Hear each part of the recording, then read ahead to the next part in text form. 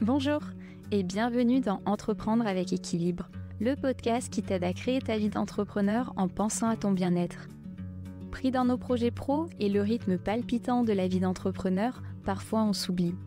Alors comment trouver un équilibre entre le pro et le perso ? Comment soigner sa santé physique et mentale en gérant son business ? Comment entreprendre et profiter pleinement de sa vie ? Si tu te poses ces questions, ce podcast est fait pour toi. Chaque mois, découvre des épisodes pour t'aider à mener une vie harmonieuse et épanouissante. Une vie qui te permet de concilier à la fois le pro et le perso. Une vie qui te permet de trouver ton propre équilibre. Bonjour et bienvenue dans cet épisode spécial entrepreneur avec Charline Pertus qui va nous partager son expérience avec l'infobésité puisque c'est un sujet auquel elle s'est intéressée par la force des choses. Elle nous en dira un petit peu plus tout à l'heure. Alors Charline est office manager indépendante. Elle épaule donc les chefs d'entreprise dans leurs tâches du quotidien. Elle nous en dira un petit peu plus tout à l'heure. Et pour la petite histoire quand même, parce que c'est marrant, avec Charline, on ne se connaissait pas et on s'est retrouvés dans un avion en binôme pour sauter en parachute. Alors je te rassure, on était toutes les deux accompagnées d'un moniteur en tandem. Mais voilà, on avait gagné ce saut en parachute et avec Charline, on a eu un bon contact et on s'est revus par la suite pour parler de plein de sujets, dont notamment l'infobésité aussi.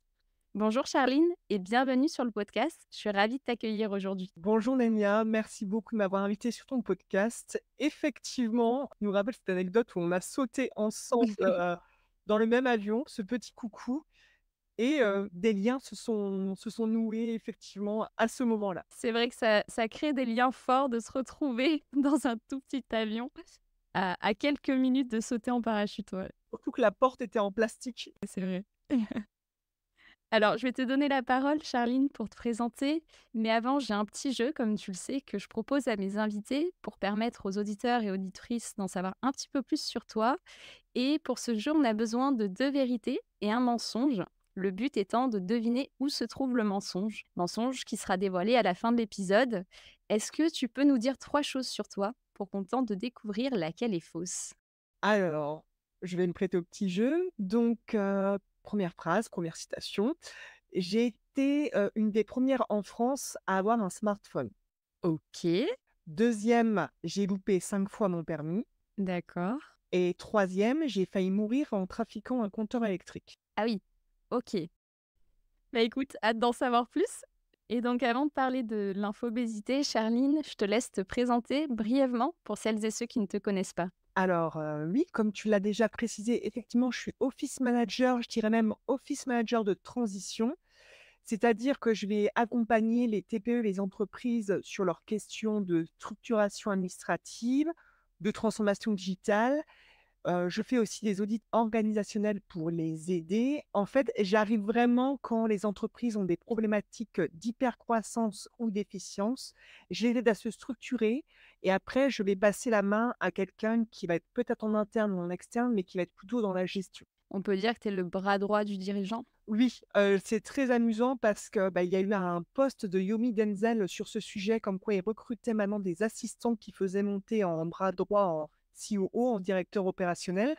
Et effectivement, tout ce qui se passe maintenant au niveau du freelancing et de l'office management, on commence à voir la valeur des office managers, des assistants virtuels, donc ça fait très plaisir. Il était temps. Il était temps. Et donc, aujourd'hui, on va parler de l'infobésité. Déjà, qu'est-ce que c'est l'infobésité et comment tu t'es intéressée à ce sujet ? Alors, j'ai découvert ce terme puisque j'ai effectué quelques recherches suite à un petit problème que j'ai rencontré. J'ai commencé l'entrepreneuriat en 2020. J'étais super excitée, j'étais très enthousiaste par tout ce que je faisais parce que quand on est dans l'entrepreneuriat, en freelancing, on rencontre des gens extraordinaires, des gens qui ont faim, des gens d'horizons différents. Donc, c'est génial, ça nourrit notre pensée, notre créativité. Dans le milieu de être office manager, on peut trouver un point où ça va être notre pilier de notre boîte, mais souvent on a une culture digitale, on a une culture générale à 360° Mmh. de ce qu'est une boîte. Donc on va se cultiver sur tout et donc moi, j'étais vraiment à fond et tout ceci Et en 2021, janvier 2021, je vais voir mon médecin parce que je suis un petit peu fatiguée, c'est bizarre. Je suis en pleine forme, j'adore tout ce que je fais, mais je suis fatiguée. Je vais voir mon médecin pour lui dire, je comprends pas, j'arrive pas à récupérer. Pourtant, j'ai l'impression que je dors, je mange bien.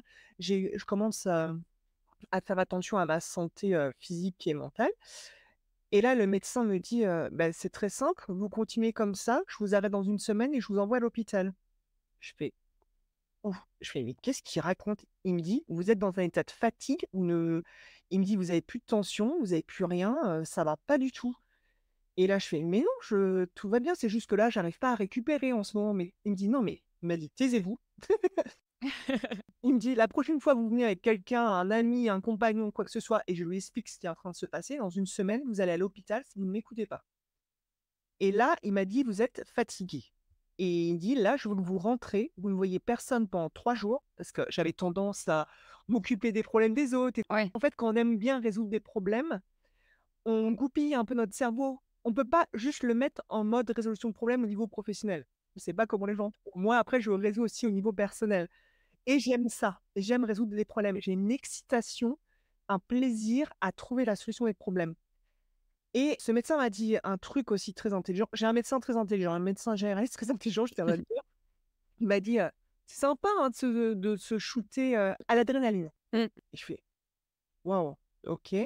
Je rentre chez moi et il m'avait dit: «Aussitôt que j'ai un peu froid, que je frissonne, je vais dans le lit, je vais me coucher. Je dois manger que chaud mmh. et je ne dois rien faire». Et là, je me retrouve devant mon ordinateur et je ne savais plus comment on faisait pour ne rien faire. Ouais, Et là, je me suis dit: «OK», j'ai dit: «Je vais me reposer, je vais juste bouquiner» et là, le livre que je sors, «Comment devenir plus productif». Je me suis dit: «Bon, Charline, là, pose-toi, il y a quand même un problème». Donc je l'ai écouté, j'ai prévenu mes amis, il fallait que je reste chez moi, que je mange chaud. En fait, il faut manger chaud pour, bon ça, c'est des conseils au niveau alimentation, mais quand vous êtes hyper fatigué, les crudités, ça vous fatigue parce qu'il faut que votre estomac réchauffe les crudités. Donc ouais. si vous êtes dans un état de fatigue, mangez chaud en compote et en purée. Demander le moins d'efforts possible à son corps. Exactement et donc j'ai essayé de rien faire, donc c'est très compliqué et là, je me suis rendu compte qu'on n'arrive plus à être paresseux. On procrastine, mais la paresse est en train de disparaître et ça, c'est un enjeu du siècle, je trouve. C'est-à-dire ne rien faire et juste voir la beauté du monde et ne rien faire, contempler, c'est très difficile. Ouais, c'est difficile. Mmh. On procrastine, c'est-à-dire on va réfléchir à ce qu'on doit faire, mais on ne le fait pas, ce qui n'est pas la même chose que d'être en état, contemplatif. Mmh. Et là, je tombe sur un épisode de Kian Kojandi, c'est un podcast qui s'appelle «Un bon moment», Mmh. c'est sur YouTube et il faisait venir Verino et Olicard et tu me crois ou tu me croiras pas, ils parlaient de burn-out et en fait, c'est Kian Kojandi qui avoue que sur scène, il tape un freeze, il a un burn-out, mais il a dû quitter la scène et son ami, qui est un humoriste qui venait le voir son spectacle, a dû le remplacer au pied levé pour, parce que Kojandi partait à l'hôpital, en fait.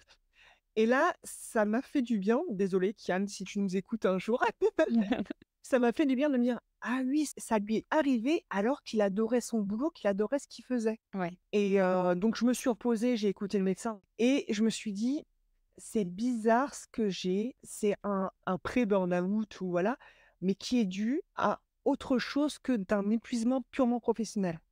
Mmh. Je me suis intéressée, j'ai trouvé le mot infobésité.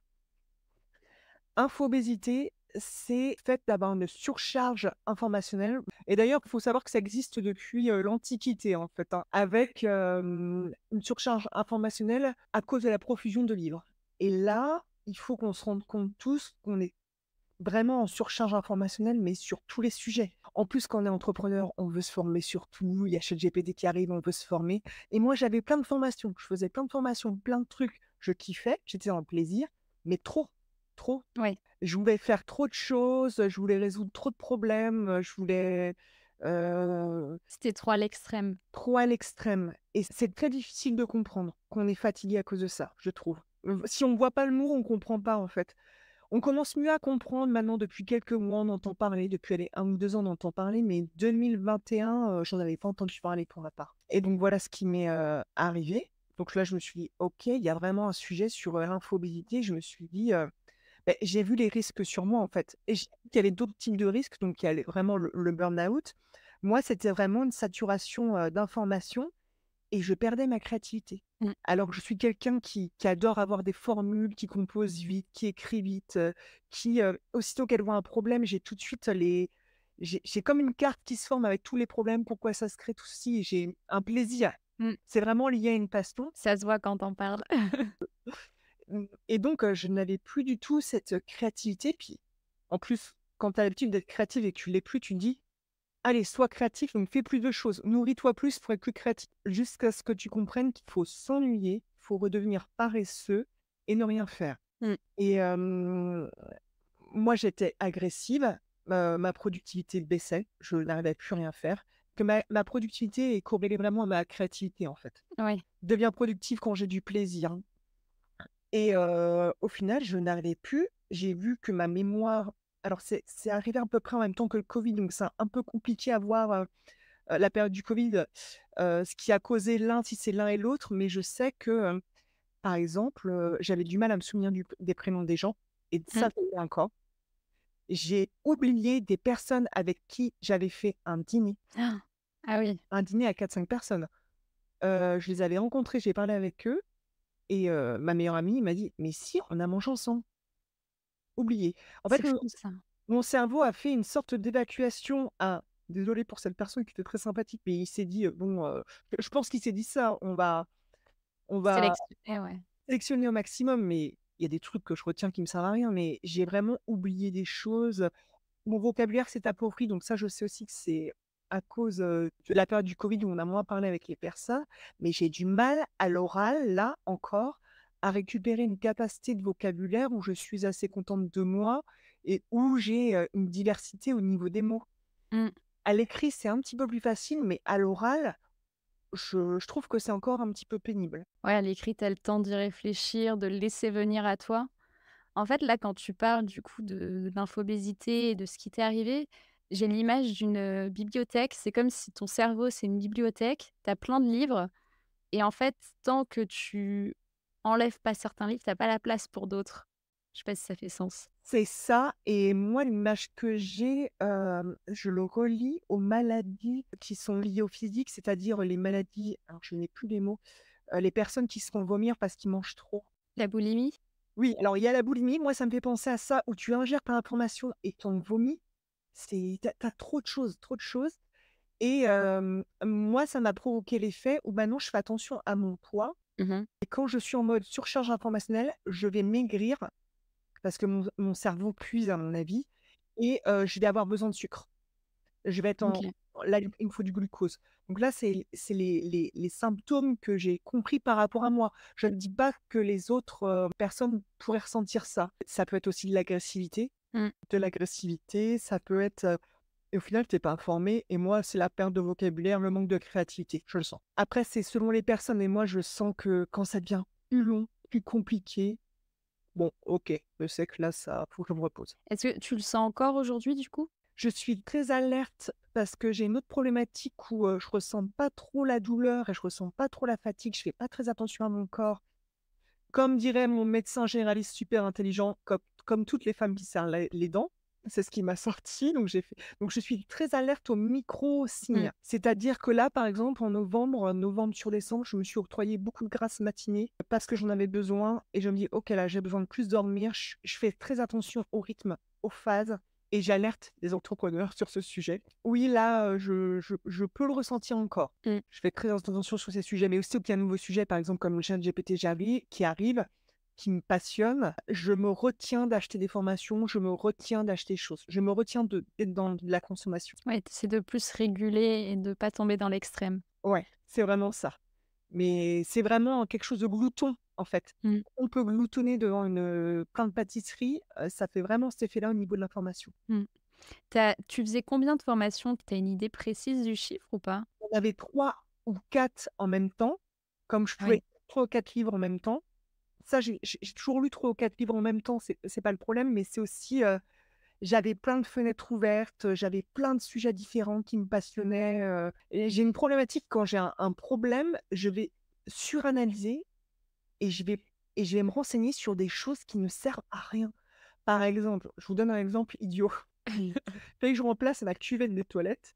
Au lieu d'aller chercher une cuvette des toilettes standard, j'ai commencé à tout analyser. Donc je sais qu'il y a une partie de la cuvette des toilettes qui s'appelle l'anthrax. Là, je me suis dit, donc là, maintenant, j'ai des amis, je dis, il faut venir me sauver. Il faut venir me sauver vraiment. Et en fait, c'est les qualités que j'ai développées au niveau professionnel, donc il faut que je me méfie au niveau personnel. Oui. C'est-à-dire, moi, par exemple, j'implante des outils digitaux dans les entreprises. Donc, je vais leur trouver les meilleurs outils digitaux. Donc, il faut que j'analyse, que je teste, que je m'enseigne sur tout, que je teste aussi les équipes qui produisent les outils digitaux. Donc, ça, c'est super pour mon boulot. Ouais, c'est intéressant aussi ce que tu dis, parce qu'au final, on est un être humain et on a tendance à vouloir dissocier le pro du perso, mais on reste la même personne et c'est compliqué des fois d'arriver à sortir du personnage qu'on a ou des compétences qu'on a dans le pro sur le perso. Et là, en fait, dans ton cas, c'est important que tu le fasses parce que ça te dessert. Mais c'est vrai que c'est compliqué parce qu'on reste une même personne et c'est... Ouais, tu as complètement raison. C'est ce que j'ai compris parce que moi, je me suis dit, on peut compartimenter le perso et le pro. C'est beaucoup plus nuancé et complexe que ça. Je pense qu'il faut qu'on se dise, nous ne sommes pas notre boîte. C'est-à-dire que s'il arrive des problèmes dans notre boîte, nous ne sommes pas notre boîte. Il faut qu'on s'entraîne à le dire. Mais je pense que les compétences, donc moi, les compétences, c'est un alliage de qualité et de défaut qu'on développe au niveau professionnel. On ne peut pas les restreindre au niveau personnel. Ou alors, il Mmh, faut qu'on mette des garde-fous, mais il faut savoir qu'effectivement qu'on est la même personne. ouais. Et qu'est-ce que tu as mis, toi, en place comme garde-fou, si tu en as mis? Alors oui, j'ai dû trouver des solutions et c'est mon boulot de trouver des solutions. Donc je me suis dit, ok, donc je vais trouver des solutions. Moi, je suis quelqu'un qui faisait pas du tout de sport. Et d'ailleurs, j'ai une meilleure amie qui me disait, Charline, il faut que tu fasses du sport quand j'étais salariée. Mais non, voilà. Je deviens une folle dingue du sport où je dis à tout le monde, il faut faire du sport. Et en fait, il faut trouver son sport. Donc, j'ai trouvé mon sport, qui est l'équitation. Bon, là, je suis tombée 2 fois dernièrement, donc c'est un peu compliqué. Mais en fait, l'équitation, c'est quelque chose, quand je suis sur cheval, je suis qu'avec le cheval. Mmh, Je suis totalement déconnectée du reste du monde. ouais. Et je le fais 1 fois par semaine. Donc, pendant ce temps-là, je ne suis pas sur autre chose. Mmh, D'ailleurs, je suis arrivée un peu en retard à une séance et où j'étais encore dans les problèmes, je suis tombée 2 fois. Ça pardonne pas. mmh, Donc trouver son sport, je pense que c'est super important. Comprendre son rythme, comprendre qui on est. Moi, j'ai compris que je suis pas une lève-tôt, il faut que j'arrête de me battre, les douches froides, les trucs. C'est bien, hein, que si les gens y arrivent, mais alors moi, le miracle morning, j'ai essayé. Alors, j'arrive à me lever à 5 heures du matin parce qu'en fait, aussitôt que je dis un truc à mon cerveau, il le fait. Donc j'étais levée à 5 heures du matin. Mais par contre, il faut que je fasse une sieste, il faut que donc c'est pas du tout mon truc. mmh, Donc je comprends mon rythme, mais c'est mon rythme par rapport aux saisons. ouais. Ce que j'ai fait, c'est qu'avant, j'étais un peu casanière, mais comme je travaille beaucoup de chez moi, je pars en vacances. Donc moi, j'aime pas les grosses vacances. Par exemple, les grosses vacances de 3 semaines, je sais pas faire. Mais je pars un gros week-end prolongé tous les 1 mois et demi, 2 mois. Ouais. Ou pas de j'ai mon téléphone, mais pas d'ordi, rien. Je fais très attention à l'alimentation. Alors, je suis pas du tout dans un régime, orthorexique où je vais être, une folle dingue sur l'alimentation, mais, je mange des légumes, des fruits, viande, je fais de tout en parcimonie. Mmh, Je fais du jardin, alors plutôt au printemps et à l'automne, ça me fait du bien. ouais. Et il y a des véritables vertus thérapeutiques, en fait. Il paraît qu'il y a des bactéries dans la terre qui nous aident à nous calmer. Parce que j'ai essayé la méditation, ces choses-là, c'est pas mon truc. Donc j'ai essayé de trouver d'autres choses. Et après, donc tout ce qui est notification sur le téléphone. J'ai Mmh, juste gardé Instagram, mais qui d'ailleurs me pollue un peu. Je suis beaucoup sur les réseaux sociaux pour mon boulot. Mais LinkedIn, Facebook, tout ça, j'ai supprimé. Je reçois aucune notification de mes boîtes mail. Mes boîtes mail, et c'est ce que je conseille aux entrepreneurs, je les regarde selon certaines phases horaires. Je ne suis pas tout le temps sur ma boîte mail, hors de question. Moi, je peux travailler le samedi et le dimanche, il n'y a pas de souci, mais en heure beaucoup plus mesurée. mmh, C'est-à-dire que je n'ai pas un rythme salarié 5 jours sur 7. Ça peut être 7 jours sur 7, mais où je travaille moins dans la journée. ouais. Donc, j'ai réfléchi aux notions de capacité décisionnelle Ouais. parce que tu as la surcharge informationnelle et tu as la capacité décisionnelle. C'est-à-dire que, alors ça va peut-être ouvrir sur un autre sujet, donc je vais le faire assez court.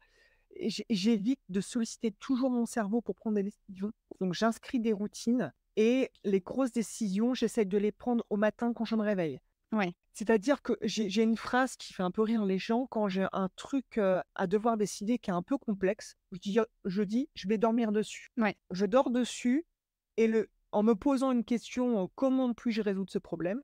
Et le matin, comme j'ai ma routine café, machin truc, je ne prends aucune première décision avant celle-ci. C'est marrant que tu parles de ça, je me suis fait la réflexion récemment où je me suis dit: «Je suis pas obligée de prendre des décisions toujours tout de suite». Parce que c'est une tendance que j'avais et je commençais à remarquer que en fait, ça me prenait de l'énergie que j'avais plus typiquement le soir quand il y a des décisions à prendre. En fait, ça peut très bien attendre le lendemain, une fois que tu es reposé et que tu as plus, le cerveau clair aussi. Mais en fait, est-ce que c'est lié à la surcharge informationnelle, mais qui est, pas externe, qui est interne du coup? Et c'est un véritable enjeu, hein. Là, si vous êtes entrepreneur, votre capacité décisionnelle, c'est quelque chose, va falloir lire dessus. Alors pas trop de formation, hein, mais juste acter des choses. Un truc tout bête en capacité décisionnelle que j'ai acté, s'habiller. Alors moi, j'aime bien être bien habillée, mais ça me saoule, c'est pas mon truc. Je me suis dit: «OK, je vais mettre de l'argent sur, me faire un vestiaire. Je vais prendre 4 heures, 4-5 heures pour faire le vestiaire». Et j'ai pris des box qui me permettent de me livrer des vêtements et choisir pour moi.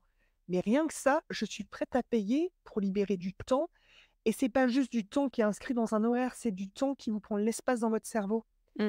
Le temps est assez, c'est une notion complexe, en fait, le temps. Ça peut être régi en heures, mais ça peut être régi aussi dans l'espace que ça prend dans votre cerveau, sur votre capacité décisionnelle et sur la surcharge, informationnelle. Donc voilà, Mmh. j'essaie de préserver ma capacité décisionnelle. Pour préserver ma capacité décisionnelle, l'enfer est pavé de bonnes intentions et on vous surcharge aussi avec les bons conseils, les bons trucs. Tout le monde veut vous aider. Arrêtez de nous aider. Arrêtez. Non, en fait, les gens veulent vous aider et des gens qui ne sont pas ou dans votre domaine ou qui ne sont pas entrepreneurs et donc ça, c'est aussi lié à la capacité décisionnelle. J'ai décidé de travailler sur quelque chose qui s'appelle la modélisation de la réussite. OK. Je choisis un espèce de mentor, alors pas un gourou qui va comment dire? M'anéantir le cerveau, hein. Je garde ma capacité à raisonner et à avoir l'esprit critique, mais je ne prends plus de conseils auprès de tout le monde. Je te donne un exemple, je fais de la vidéo YouTube. Ouais. Il y a plein de gens qui me donnent des conseils. Bah, les seuls conseils que je prends, c'est les conseils de mon frère, Simon Pertus, qui est monteur. Il monte mes vidéos, il monte des vidéos, d'une autre structure et il regarde ce qui marche et tout ceci. C'est-à-dire qu'il est pas forcément à un niveau beaucoup plus haut que le mien, mais on a les mêmes intérêts, on a la même fin.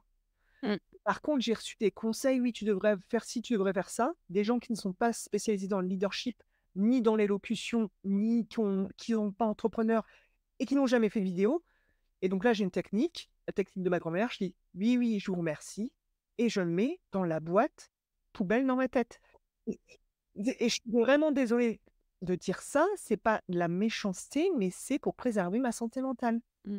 Parce que plein de gens veulent donner des conseils et on ne s'en sort plus. Ouais. Donc voilà ce que je fais et ça marche pas mal, hein. Donc j'appelle ça la modélisation de la réussite. Peut-être que ça s'appelle comme ça, que je l'ai lu quelque part, mais tu vois, comme j'ai plein d'informations partout, je ne sais pas où je l'aurais lu. J'essaye de consacrer du temps à être paresseuse. C'est compliqué dans notre, époque, Ouais. de ne rien faire. Est-ce que tu te mets des plages horaires? Oui. Ah oui, bah alors ça c'est, on pourrait dire tellement de trucs, hein, sur les stratégies, mais avoir un agenda, il faut se mettre des rendez-vous avec soi-même. Je me mets des rendez-vous, avec moi-même, donc du coup, je les relie beaucoup aux soins du corps, Ouais. temps. Là, par exemple, j'ai fait un mercredi, j'avais offert, à une de mes meilleures amies, un soin hammam. On a fait le soin hammam où on a parlé, on s'est vu, mais pendant 1 heure et demie. Mmh. On a fait des choses, mais qui n'avaient pas d'impact. Il y a un impact sur notre amitié, j'entends bien, mais qui nécessitait pas de réflexion, profonde. Ouais. Il y avait pas de solution à trouver. Pas de solution à trouver, on était bien, on a pris notre temps, on a mangé. Oh! Ça m'a fait du bien, ça m'a rechargée et je pense qu'elle aussi du coup et bah, c'est ça quand on est entrepreneur qui est assez agréable, c'est qu'on peut prendre, j'ai pu prendre tout mon mercredi pour ça, quoi. Ouais. Avant de devoir prendre une semaine obligatoire, parce que je suis totalement éreintée de fatigue. Ouais. C'est c'est ce que je conseille, n'hésitez pas à prendre des jours, des demi-journées avant que vous soyez obligé de prendre plus. Ouais. Et c'est vrai que ça fait du bien de couper de temps en temps. Qu'est-ce que je peux dire d'autre en stratégie? Il y a plein de stratégies que j'ai mis en place, je m'en souviens peut-être pas toutes, mais alors les gens ne verront pas, Mmh. mais je me suis repris une horloge Pomodoro, bah, ça peut être un minuteur de cuisine, donc Parce que je réfléchis beaucoup aux problèmes et on pourrait se dire: «Ça ne sert à rien d'acheter une horloge Pomodoro en réel, on Mmh, pourrait l'avoir sur notre ordinateur». Mais j'ai un peu réfléchi à ce sujet, c'est-à-dire qu'on est encore pas dans le réel. C'est-à-dire qu'on arrête l'horloge, et on l'a pas en main et moi, je veux retrouver de l'ancrage réel. mmh. Et ça aussi, au niveau de la surcharge informationnelle, faites attention à votre, enfin, si je peux me permettre de donner un conseil, mais l'ancrage réel, l'ancrage kinesthésique est super important, en fait. Donc moi, j'essaie de me retrouver des petits objets comme ça qui sont assez kinesthésiques et en gros, l'horloge Pomodoro, ça peut être, vous travaillez 45 minutes et vous reposez un quart d'heure. Mais moi, à la suite de mon je l'appelle pré-burn-out, je suis un peu mal à l'aise par rapport à ce mot, par rapport à ceux qui en font vraiment un, mais on va dire une très grosse fatigue liée à l'infobésité. Mmh. J'ai vu que je pouvais me concentrer un quart d'heure maximum. Ouais. On perd vite de la capacité de focus et de concentration donc et ça m'a permis de me c'est comme les gens qui commencent à courir, tu sais, ils font des petites, séances, et ben, c'est tout, il faut reprendre des séances de concentration, Ouais. et de focus. Je pense que j'ai alors il y a des gens qui arrivent à être très focus, très disciplinés. Bon, je sais que c'est pas une de mes grosses qualités, parce que je pense qu'on a les défauts de ses qualités. Moi, j'ai une capacité oui. Alors cette phrase a l'air un peu stupide, mais je vous assure qu'elle est vraie. Les défauts de ses qualités, c'était une phrase qui me saoulait, mais en vrai, je pense elle est réelle. C'est-à-dire que j'ai une capacité à synthétiser, à voir les choses dans leur ensemble, à voir les choses de manière générale. Donc, je pense qu'il est plus difficile de se concentrer sur une branche de l'arbre, tu vois? Mmh. Ouais. En fait, je m'intéresse beaucoup à ces questions, mais en fait, c'est aussi se connaître soi-même, connaître son rythme et tout ceci. Je pense qu'on est beaucoup plus régi par nos défauts que par nos qualités. Ça dépend sur quoi tu mets ton focus, non? Non, mais tes défauts peuvent être magnifiques. Si tu les mets en tu peux les magnifier. Je pense. Moi, et ce qui m'intéresse alors tu as peut-être raison, c'est le focus, toujours le focus, la focale. Peut-être ce qui m'intéresse le plus chez les gens, c'est leurs défauts, en fait. C'est marrant. Mais justement, récemment, j'étais tombée sur je sais même plus si c'était un podcast ou un article ou un post d'un gars qui disait, arrêter de vouloir soigner ses défauts, mais d'être plus focus sur ses qualités, en fait, et de développer ses qualités plutôt que d'essayer d'amoindrir ses défauts, quoi. Il a complètement raison. Ah, je suis complètement d'accord. Moi, je ne dis pas, baisser ses défauts comment tu as dit? Diminuer ses défauts ou travailler sur ses défauts. Ouais. Moi, c'est carrément les magnifier ou les transcender. Je te donne parce que j'avais fait un article là-dessus, par rapport aux 7 péchés capitaux et j'avais dit, par exemple, si vous êtes radin, beh, allez dans une entreprise où on a besoin de cost killer, tu vois? Où on a besoin de couper les coûts dans une entreprise. C'est plutôt, comment magnifier les défauts au niveau professionnel. Ouais. Je suis complètement d'accord avec lui. Je pense qu'on ne peut pas transformer sa nature. De plus en plus, là, je réfléchis aux notions d'inné et d'acquis. Transformer sa nature, c'est compliqué. Donc, c'est pour ça que, par exemple, sur la surcharge informationnelle, je sais que j'adore apprendre, j'adore me renseigner sur plein de choses. Je suis excitée aussi sur quelque chose de nouveau qui arrive. J'aime aussi me provoquer cette adrénaline. Donc, je pense qu'il faut plutôt que je travaille sur mettre des garde-fous, Mmh. savoir, mais je ne pourrais pas me réinventer ma nature. Oui, complètement, oui.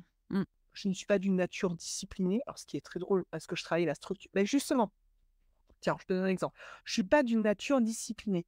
C'est-à-dire que moi, je suis pas hyper bonne en gestion du quotidien chez les entrepreneurs. Je vais être très bonne dans l'urgence, l'hypercroissance pour les aider à structurer, trouver les solutions, mettre des squelettes en place organisationnels. Donc tu vois, mon défaut, c'est, le manque de focus, mais avoir une vision d'ensemble, Mmh. c'est, comment le mettre en place quand tu es en freelance, même quand tu es salarié. Mais je pense que quand tu es salarié, tu as un petit peu moins de facilité à mettre des choses, en place par rapport à tes qualités. Il faut qu'elles soient Mmh. regroupées par, ton manager. Ouais, intéressant. Alors d'ailleurs, un mot québécois, je remercie les Québécois pour se battre autant pour la francophonie et de nous faire des mots, aussi jolis. C'est un néologisme, je n'arrive pas à le dire. Et il y a un sociologue qui en a parlé, mais lui, il appelle ça plutôt un nuage informationnel et Ouais. je vois très bien, ce qu'il veut dire par nuage informationnel. Ouais, puis au final, ça finit par te brouiller le cerveau. C'est vraiment, je trouve que l'image est assez jolie. Bah, complètement, c'est un sujet super intéressant, je pense, qui concerne aussi énormément de personnes, sans forcément qu'on en ait conscience. Mais, tu disais tout à l'heure que ça existait depuis, l'Antiquité, ce Oui, qui est assez ouf parce qu'on pourrait se dire c'est lié à internet. Mais peut-être qu'au final internet accélère la chose, mais ça existait déjà avant. Mais du fait de l'accélération, voilà, on s'y intéresse peut-être plus aussi ou, tout simplement c'est un effet de mode ou je sais pas, mais s'il y a des gens que ça intéresse, tu vois, je suis déjà dans la solution de problème, je m'en sors pas, hein. Je pense que ça pourrait être un enjeu business et qu'il y a des boîtes qui pourront se créer autour et il faut observer ce que font les meilleurs entrepreneurs pour moi. Je vais faire rire. Ce sont enfin, les entrepreneurs dont on a la trace dans l'histoire, ce sont mmh, les moines et les sœurs, parce qu'il y avait beaucoup d'entrepreneuriat et là, je vois des sœurs qui ouvrent leur couvent à des élèves qui sont en terminale, qui font des stages, dans leur couvent pour que les jeunes puissent réviser tranquillement leur bac, loin de tout et donc elles louent les chambres, je pense que, voilà, c'est un problème et je pense que ça pourrait être, il pourrait y avoir des boîtes qui se créent autour de ce sujet. ouais, intéressant. Écoute, affaire à suivre, j'ai envie de dire, et on va conclure là-dessus. Donc merci Charline pour ce partage. Avant de se quitter, on a quand même un petit jeu avec, un mensonge à découvrir. Alors j'avais dit le premier, c'est que j'étais une des premières en France à avoir un smartphone. Le deuxième, j'ai loupé 5 fois mon permis et le troisième, j'ai failli mourir en trafiquant un compteur. Alors pour le permis, je dirais que c'est vrai parce qu'il me semble qu'on en a parlé en plus. Ah oui, moi aussi, je te l'ai dit. Oui, j'ai loupé, 5 fois mon permis, je ne l'ai toujours pas. Alors, avant, je le disais pas parce que j'avais un peu honte. Maintenant, comme je suis entrepreneur, j'embrasse ma part de ridicule. Oui, bah, c'est une problématique, bah, je vais en parler comme on a parlé de l'infobésité, j'ai du mal à me concentrer quand je conduis sur juste la conduite. Je vois tout ce qui se passe autour et c'est extrêmement complexe pour moi. Je j'ai un problème de, je vais dire suranalyse, mais je suis pas très à l'aise avec le terme, mais de qu'est-ce que je dois analyser, sur quoi je dois mettre mon focus? Je comprends. C'est vrai que la conduite, je me rappelle au début, c'est tu dois penser à tout et en même temps tu penses à rien et tu sais pas où est-ce qu'il faut regarder. Effectivement, c'est complexe. Ouais. Et donc ensuite, alors je te vois bien bricoler et je dirais que tu as failli mourir, en bidouillant sur un panneau, d'électricité. Alors ça, c'est une histoire qui s'est passée avec mes sœurs quand on était toutes petites. Je crois que j'avais 7 ans, mes sœurs 5 ans, voire un tout petit peu plus âgées. Mon père avait une ferme et mon père était un bricoleur et se plaignait toujours qu'il y avait pas de clous et de vis. Nous, parce que c'était plein de fermes qui étaient ensemble, on va dans une ferme et puis moi, je vois un gros truc un peu vieux, machin, avec plein de clous et vis. Donc j'emmène, mes sœurs pour qu'on tape sur le truc et qu'on enlève les vis et tout ça. Donc ça s'est passé pendant plusieurs jours, on a fait ça. Puis un jour, mon père voit au loin de sa maison, la ferme, qui est restée toute allumée. Il dit que c'est bizarre, je pense avoir fermé les lumières. Il y va et au lieu de fermer les interrupteurs, parce qu'il y a un panneau en bois, il dit: «Oh, je vais aller à côté, je vais être feignant, je vais», comme quoi la paresse des enfants, «je vais éteindre le compteur directement». Là, il a vu le compteur, il est devenu blanc. Il nous a pas parlé pendant 3 jours, mais je pense qu'il a fait une micro-dépression parce qu'il a cru qu'il allait perdre ses filles, à mon avis, je pense qu'il et il a fait venir un électricien, l'électricien d'EDF, donc il avait au téléphone et le mec d'EDF lui a dit: «Oh, vous inquiétez pas, on va réparer ça». Le mec d'EDF est venu, il a dit: «Il faut que j'emmène le compteur, personne ne me croira» et en fait, on est passé à un doigt de finir, électrocutés, ça s'est passé à rien, donc on a une bonne étoile au-dessus de nous. Oh là là. Donc oui, oui, c'est vrai, mais j'ai un peu honte, enfin j'ai honte, ça partait d'une bonne intention. L'enfer est pavé de bonnes intentions. Ah oui, ouais, comme quoi, des fois ça se joue à un fil. Ah, c'est clair et non, je n'ai pas été dans les premières à avoir un smartphone. J'étais même une réactionnaire, j'avoue. J'étais dans les dernières à avoir un smartphone. Les réseaux sociaux, tout ça, j'en avais pas, je voulais pas de smartphone. Je saoulais tout le monde, j'en ai pas eu pendant longtemps, hein, je crois dans les 5 dernières années et du coup, comme j'ai eu un smartphone tard, je m'y suis quand même beaucoup intéressée sur quelle appli installer et à développer autre chose. Mais oui, j'ai eu un smartphone vraiment sur le tard. Mmh. Ce qui amuse tout le monde maintenant parce que je suis, alors pas addict au téléphone, mais très branchée réseaux sociaux, J'allais dire, tu as une chaîne YouTube, enfin Bah, oui, en plus sur YouTube, quand tu mets des shorts, faut souvent que tu repartes de, ton portable. Donc j'ai switché. Mmh. J'ai Tu passé du côté obscur. côté obscur de la force.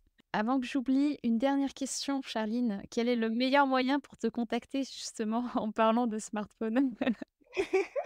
Ben, sur mes réseaux sociaux, sur LinkedIn, j'ai mis mon adresse mail, j'ai même un calendrier si vous voulez prendre un rendez-vous avec moi de 20 minutes, si vous êtes entrepreneur et que vous avez une problématique, vous souhaitez qu'on en parle, sur LinkedIn, Instagram, Facebook, Est-ce qu'il y a un moyen que tu préfères? LinkedIn et Instagram.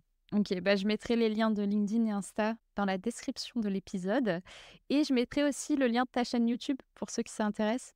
Moi, j'adore tes petits épisodes, j'aime bien Ah regarder, donc super, voilà. merci, motivée. Bah, écoute, merci encore Charline pour ton partage et toutes ces informations sur l'infobésité et puis, on se revoit très vite toutes les 2. Et super. Bah, merci beaucoup Nénia et je salue tous tes auditeurs. Merci pour ton écoute. Si cet épisode t'a plu, je te laisse le partager autour de toi pour le faire découvrir aux autres et lui mettre 5 étoiles. Prends soin de toi et à bientôt.